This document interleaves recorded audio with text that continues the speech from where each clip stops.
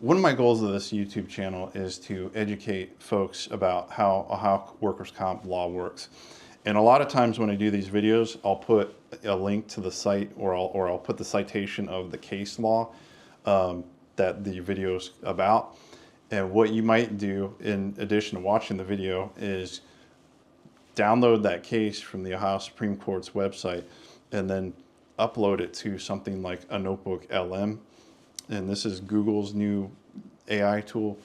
And what that will do, it's really kind of magical. And it's great. I think anything that makes things easier to understand are beneficial. I think there's a lot of things to be scared about with AI, but that is getting a better understanding of things is not a bad thing. And so this Notebooklm, download the case and throw it up to Notebooklm, and what it'll do is it'll read it and kind of give you a summary. So is this a replacement to getting an attorney for your workers' comp injury? Absolutely not. But if it helps you understand, why did the hearing officer cite to this case, or why did the defense attorney cite to this case in the order, or why did they reference this during the industrial commission hearing? Well, you could download that case and upload it to Notebooklm and then kind of get an understanding. Of course, you could read the case, but this way, sometimes when it breaks it down, it's a little bit easier to manage, to understand what's going on.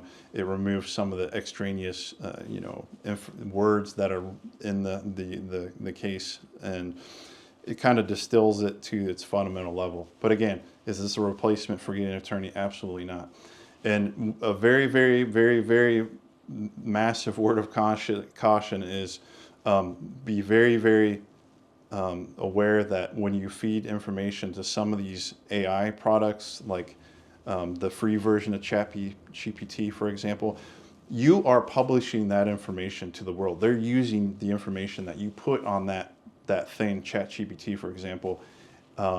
That's going out to the world, and they're training off that information. So what that means is, if let's say you download a bunch of medical records and you throw it up on chatgpt, then if somebody searches and they're saying, hey, I want to know what's going on with Bobby Joe, did he have any injuries?